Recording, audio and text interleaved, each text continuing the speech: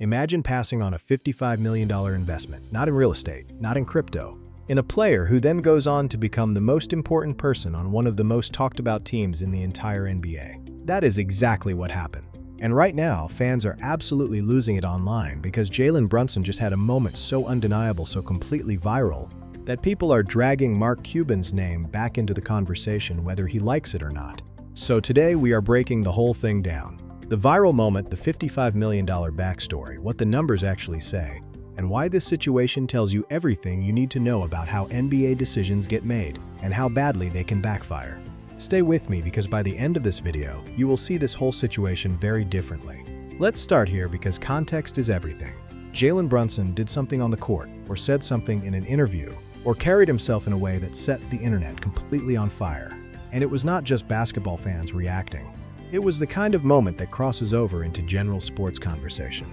The kind where even casual fans stop scrolling and start sharing. The reaction was massive. Clips were circulating everywhere. And within hours, the comment sections were flooded with the same name, Mark Cuban, because fans have a long memory, and they remembered something very specific. Here is the backstory you need. Before Jalen Brunson became the face of the New York Knicks, before he became a legitimate top-tier point guard in this league, he was in Dallas. He was a Maverick. He was playing alongside Luka Doncic, doing the dirty work, running the pick and roll, hitting big shots, and quietly becoming one of the most reliable players in that locker room. And at some point, according to multiple reports and widely discussed NBA circles, an extension conversation happened. The number being talked about was in the range of $55 million total. For a player who had just shown he could do serious damage on both ends of the floor, Dallas passed, or at least the situation did not get done, and Brunson hit free agency. The New York Knicks did not hesitate. They handed him a 4-year, $104 million contract, and that was just the starting point.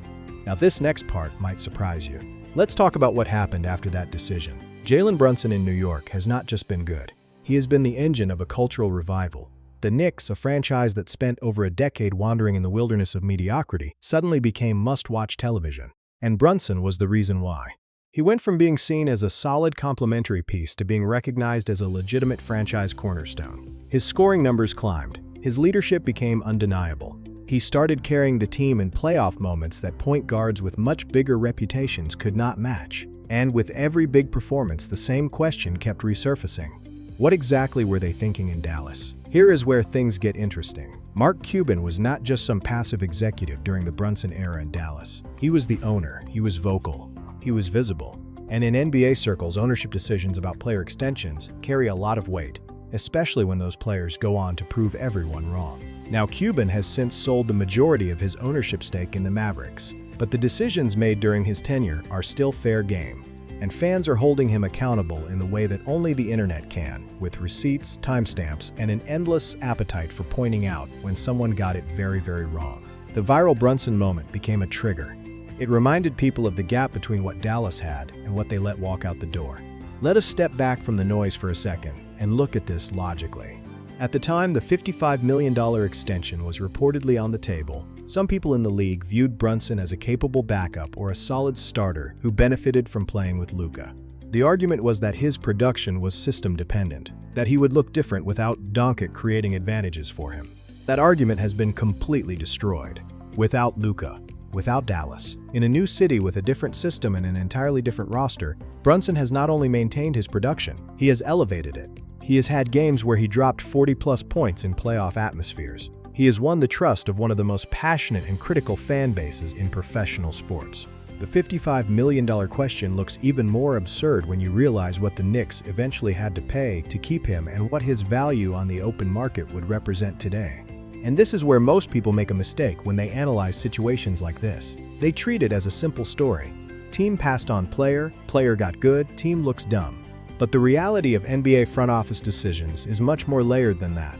Teams make these calls based on projections, salary cap architecture, roster construction plans, and sometimes internal dynamics that the public never fully sees. Dallas had Luka as their foundational piece. They were building around him. Maybe they genuinely believed Brunson's value was tied to that system. But here is the problem with that thinking. When a player shows you something, when he shows you competitiveness, clutch performance, and genuine basketball IQ, you have to weigh that against the projections. And sometimes the projections are just wrong. The Brunson situation is now a textbook case study in undervaluing a player because of the context they were in, rather than the qualities they actually possessed. The Knicks front office deserves credit here, and they rarely get it in this conversation. When New York pursued Brunson aggressively, it was not a desperation move, it was a calculated bet. They saw the film, they saw how he performed in playoff settings with Dallas, they saw the leadership qualities. They made a projection of their own and it said this player can be our guy, not someone else's second option. That kind of scouting and front office conviction is actually rare, because going all in on a player that another team essentially passed on takes a certain amount of organizational confidence. And that bet has paid off in ways that go beyond statistics. The Knicks have rebuilt their identity around Brunson. The culture shift in that building is directly connected to his presence. Now bring it back to the moment that started all of this. Viral moments in sports do not exist in a vacuum. They land harder when they carry a backstory. When people already have an emotional investment in what they mean. Brunson's viral moment hit the way it did because every fan watching already knew the $55 million chapter. Every person sharing that clip had the Dallas story in the back of their mind. So it was not just a great basketball moment. It was confirmation. It was the universe providing evidence for an argument people had already been making. That is why comment sections fill up. That is why Mark Cuban's name trends. Not because people just discovered the story, but because a new moment gave them a reason to tell it again. To be fair to Cuban, he has addressed Brunson's departure and success in various public settings. His general position has leaned toward acknowledging that Brunson became great in New York, while also noting the roster and organizational context of Dallas at the time. But here is the thing about the court of public opinion. It does not care much for nuance when the results are this clear. And the results are this clear. Brunson is elite. The $55 million decision is a talking point that will follow the Mavericks organization for years. And every time Brunson does something extraordinary, the cycle resets. Jalen Brunson is not slowing down. The Knicks are not stepping back from building around him. And the NBA conversation around player valuation, extension decisions, and what teams owe their developing stars is only getting louder.